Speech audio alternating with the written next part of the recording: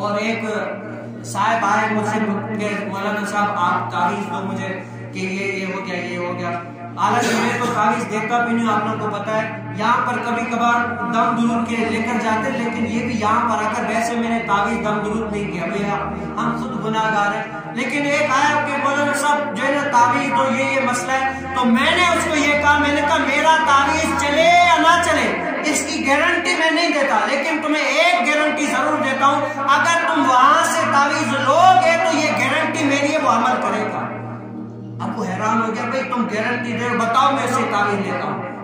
मैंने कहा जाओ, जो 5 वक्त नमाज पढ़ता है और फज्र की नमाज आकर मस्जिद में पाबंदी से पढ़ता है ना, उससे जाकर तावीज़ लो, उससे जाकर धूप मनाओ, ये गारंटी मेरी है कि उसका तावीज़ असर करेगा। मेरा तावीज़ असर करे या ना करे, लेकिन उसका तावीज़ जरूर असर करेगा। क्यों? ये अल्लाह ताला की अता है। ऐसे बंदे अल्लाह ताला के महबूब होते हैं। वो एक बंदा था ना, वो जब सर्दियों की रात होती ना, वो गलियों में फिरता फिरता कहता था कि जाग फकीरा जाग मेरे सरकीरा, खुले दरबार मोहम्मद रबीना, जाग फकीरा जाग मेरे सरकीरा, खुले दरबार मोहम्मद रबीना।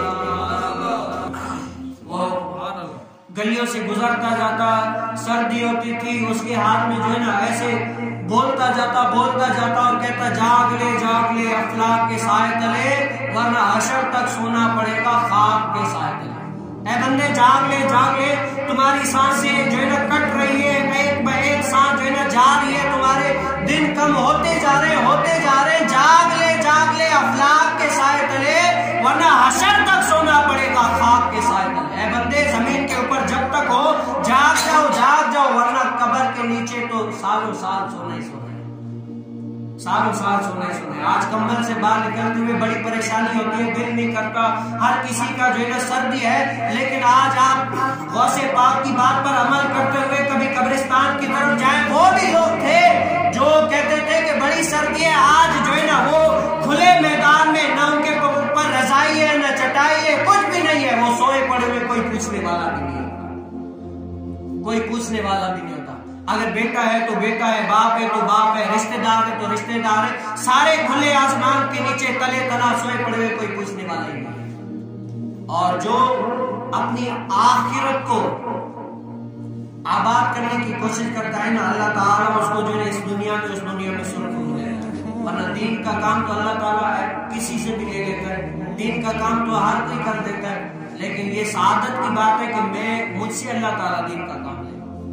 वरना आप बताएं वरना आज हर किसी, इतनी सारी महंगाई हो गई, ये वो काम हो गया, इतना सारा हो गया। बताएं हम बोलते हैं, कभी आप लोगों को कहा कि भाई हमारी तनख्वाहें बढ़ाओ, इतना सा गुजारा नहीं होता है, कुछ बढ़ाए, हमारे भी घर बार, माएँ हैं, बीवियां हैं, घर है, सब कुछ है, हमारी तनख्वाहें बढ़ाओ, हम इसमें गुजारा नहीं होता। क्यों? हमने नहीं कर, हमारा गुजारा अल्हम्दुलिल्लाह अच्छा चल रहा है। ऐसे सोते करोड़ जिसकी तनख्वाह है ना, वो भी रात को सुकून से नहीं सोता, हम सोते तो सुकून से सोते।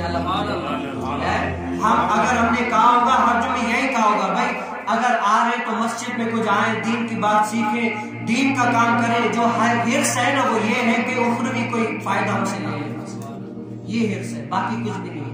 बाकी क्या है, हम एक तो अपनी आखिरत से ही करनी है ना, हमें तो अपना काम करना है ना, कोई करे या ना करे। हम तो चाह रहे कि हमसे कुछ ना कुछ ले लें। हमारे उस्ताद साहब फरमाया करते थे कि बेटा दीन का काम जो है ना, अल्लाह ताला हर किसी से ले लेगा, कोई जो ऐरा गैरा होगा उससे भी ले लेगा, लेकिन सादत की बात यह है कि अल्लाह ताला मुझसे दीन का काम लेगा, मुझसे काम ले ले।